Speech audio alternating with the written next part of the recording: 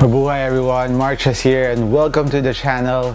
And today I'll be comparing two of my favorite sneakers to hoop in right now. One is earlier generation. This is the KD12s, and of course the newer version, the KD13s. I also love them right now, one of my favorites. And now let's compare them, more detailed comparison between the two. So let's go.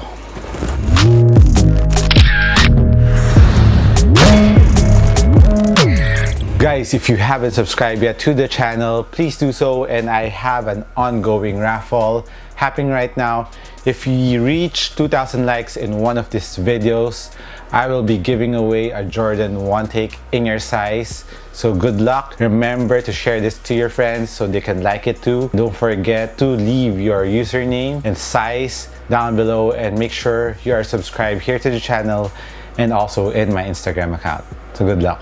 If you want to watch the full performance review of each of these sneakers, I'll be putting the link in the description down below so you can watch a more detailed performance review of each of these. Let's start off first with the upper of these two sneakers, which is one of the major difference between the two. A lot are griping about the KD13's upper. They said it's a downgrade, but in my humble opinion, I don't think so. So let's elaborate on that, because the KD12s has a more premium upper and it is more multi-layered.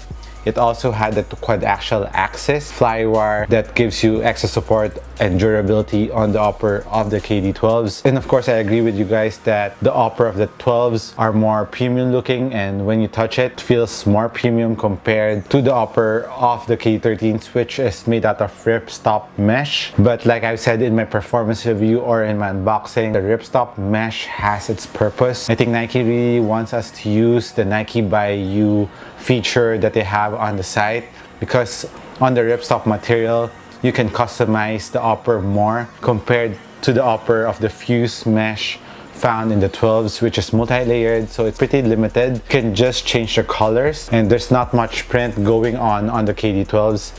Actually, this pair is also Nike by You. Both pairs are from Nike by You, because I really love the KD line right now. The KD12 was a game changer and a huge step forward from the 11s. So I had to make a Nike by You. I also have another pair of the 12s, which is the Unpearl colorway, which is very dope.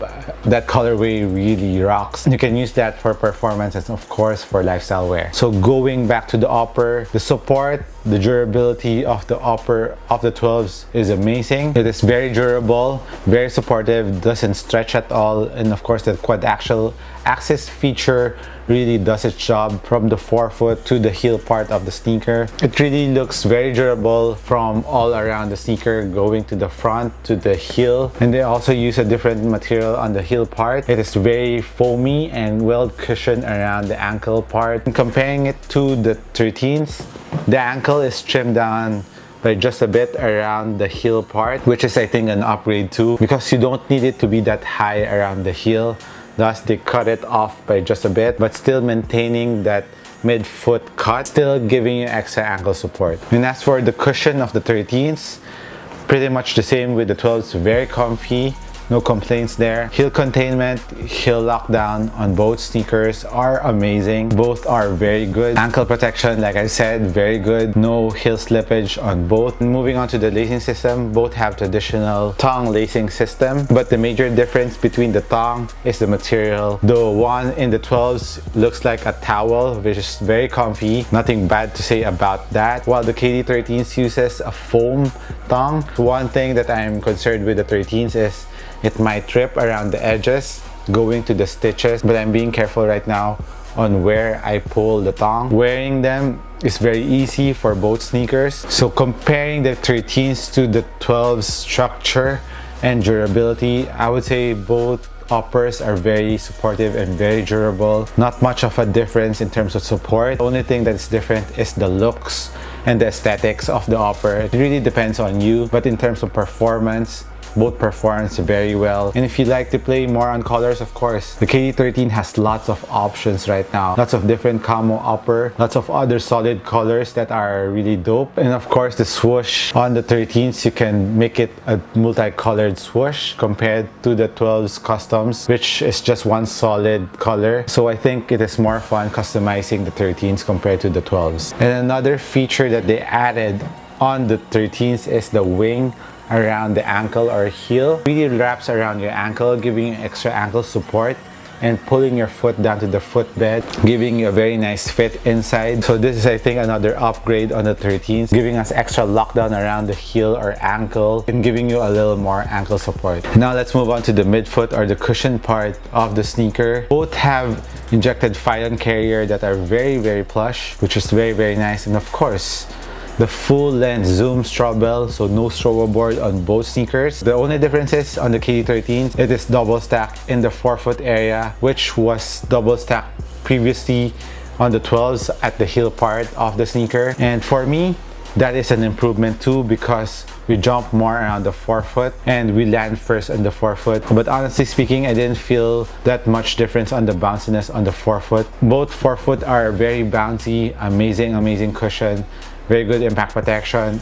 Even on the heel, there's impact protection at the same time giving you bounciness. There's a little difference on the bounciness in the forefoot of the 13s, but if you don't have the 12s, you won't feel the difference at all. I have to wear them on both feet in order to really feel the difference, and I have to focus my attention. But when you're playing, you wouldn't notice the difference. Like I've said, the cushion on this too, if you want maximum bounciness and very nice impact protection in your foot, KD line is the way to go. From the 12 to the 13s, you will never go wrong. And as for the injected Phylon carrier, I wish that they still maintain the shape of the injected Phylon on the lateral part, because on the 12s, it really goes up and hugs your foot very well, giving you maximum lateral support and stability. And even on the medial part of the 12s, it really goes up too, which they kind of trim down on the 13s.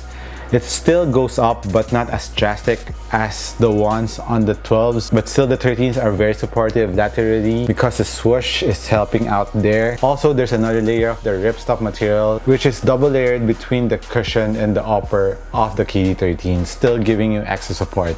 And as for the heel part, it goes up very similar to the KD12s, and they carry it on the 13s, which is cupping your foot and giving you extra heel containment. I forgot to mention that both sneakers have internal heel TPU plate, giving you a very nice containment around the heel. Now let's move on to the traction of both sneakers, which is another major difference. KD12 has a linear pattern traction, while the 13s has a circular traction, which is very similar to the PG3s and the 0.2. And for me, this is an upgrade again from the 12s, because on the 12s, it picks up a little bit more dust compared to the 13s, and the rubber compound on the 13s is way harder compared to the 12s, and the spacing of the traction on the 13s is much more better. It is very well spaced, so dust pickup is harder on the 13s compared to the 12s, which is spaced out narrower compared to the 13s. So overall traction grippiness, I would give the advantage on the 13s. And as for the squeakiness, after breaking them in, the KD13 squeaks more compared to the 12s. And as for outdoor use, a lot of people have been asking me that. I would recommend the 13s more because of the traction. This is made out of harder rubber compound. It is very well spaced, so dust and debris won't stick on the traction on the 13s compared to the 12s. And of course, the cushion setup on both are very similar. Very good cushion setup,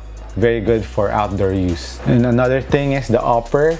I would say they're pretty much the same in terms of durability. So as for the upper, both are very durable and it is very outdoor friendly. For the ventilation of both sneakers, I would say they're pretty much the same. The fuse mesh of the 12s is very well ventilated, but there's an underlining fabric. So comparing it with the ripstop material, I would say they're pretty much the same in terms of ventilation. As for the weight, the KD12s is 440 grams, while the KD13s is 423. The KD13 is lighter to the 12s because of the plastic materials found in the 12s around the lateral part of the sneaker, while the 13s doesn't use any plastic. they're made out of very light materials. So that's what made the KD13s lighter compared to the 12s by just a little bit. And I almost forgotten another upgrade on the 13s, the width of the sneaker. The 13s is wider around the forefoot and heel, making it more stable to the 12s. That I really felt from the beginning when I was testing the 13s. It felt more stable compared to the 12s because the 12s is more rounded around the traction, while the 13 it is wider and it is more flatter around the forefoot area. So if you want more stability, the 13s is the way to go. As for the sizing, regular footer, go true to your size.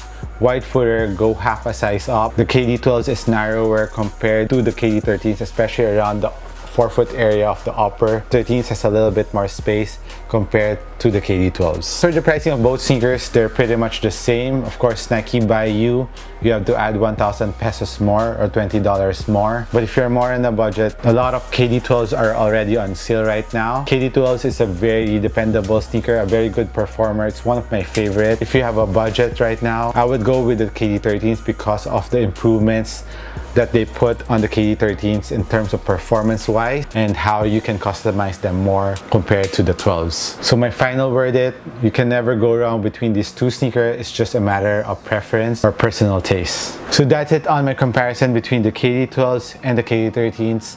I hope I helped you guys out once again. If you have any questions, comment me down below, and thank you again for watching this video. This has been Marchas once again. I appreciate you guys. I'll catch you in the next one. Cheers.